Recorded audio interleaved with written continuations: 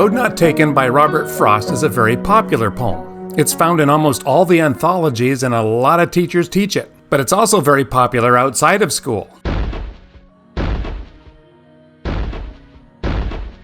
And in these cases, it's popular because people are completely misreading it. So the irony of it is, this poem is so popular because people don't get it. It may have been the indirect cause of death of one of its first readers because he misinterpreted it. Frost wrote this poem for his friend Edward Thomas. Apparently Thomas was very indecisive and Frost wrote this poem to tease him. Frost sent him an advanced copy and he misinterpreted the poem, and it was like the last straw that caused him to enlist in the military in 1915.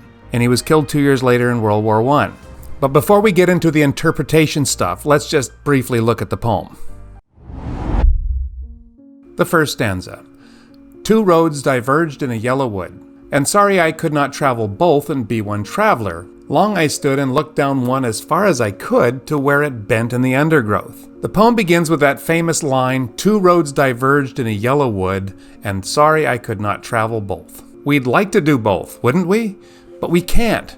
Right away we pick up this sense of regret, which is something that most of us can relate to. He knows that making a decision means letting go of other possibilities. This initial emotion sets the stage for the rest of the poem.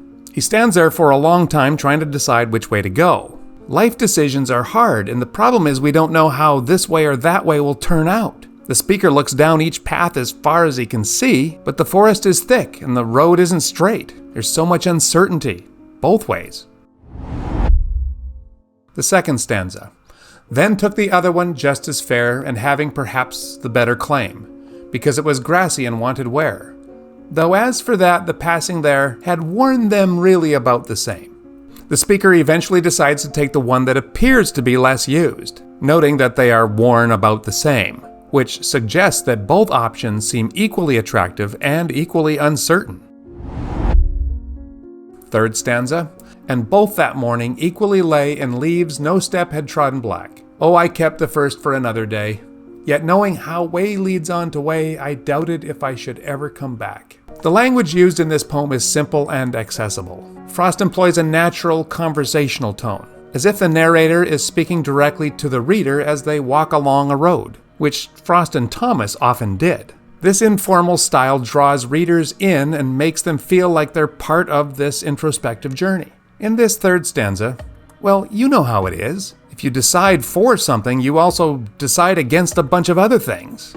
And that's what makes it so hard. If you choose to start a restaurant, you can't also choose to become a concert pianist. The traveler tries to take away the sting of this reality by saying that he can come back and take the other path some other time. But he's deluding himself, and he knows it. This works for hiking trails, but not for life decisions. You can see that this poem has gradually taken a symbolic turn. And the last stanza. I shall be telling this with a sigh, somewhere ages and ages hence. Two roads diverged in a wood, and I took the one less traveled by, and that has made all the difference. As if looking back from a future vantage point, the speaker reflects on that choice that he had to make between two paths in life. And he chose the one less traveled, and this choice has made all the difference. There's a lot of debate about what the last line means. Some interpret this as the narrator taking the unconventional path and being rewarded for it. They hear the words, and it has made all the difference, and they think that the difference is good. And we should all go down the path of individuality and non-conformity. This is a misinterpretation. This sort of thing happens when you have a particular way of looking at the world. And then that influences everything that you see and read. Nowadays, we look at the world through the lenses of individualism. This is why we've made this poem, according to critic David Orr, the most misread poem in America. Before I go on, let me just say that some people have this idea about poetry that you can make it say anything you want, or you can interpret it any way you want. This is nonsense. This poem is not about a baby elephant, even if you want it to be. To understand the poem, you need to go to the text. So let's do that.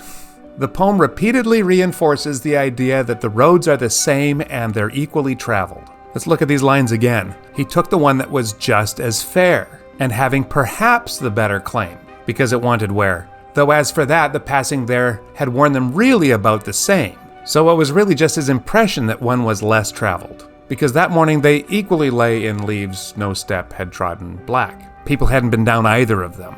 He calls the path he took the one less traveled by, simply because this was his first impression, and because it's better than calling it the one I took. And one more thing, the title, The Road Not Taken. The title tells us that this is not about the path he took in the name of individuality and non-conformity. It's about the one he didn't take, and the feelings associated with that. So if this poem is not about being yourself and standing out from the crowd, what is it about? This poem is about how it sucks to be forced to choose between two paths, when you have no idea where either will lead. It also assures us that our decision, no matter which we choose, will make all the difference. But it doesn't tell us if that difference is going to be good or bad or something in between. This line, I shall be telling with a sigh somewhere ages and ages hence. How is the speaker sighing in the end? There are two kinds of sighs, right? Contented ones and wistful ones. We don't know. The future is ambiguous, and that's why decisions are hard. And it's okay, but you have to make a decision, so do that and live with it. My father once said, and he's wise, don't worry about making the right decision. Work on making the decision right. Thank you, and we'll see you next time.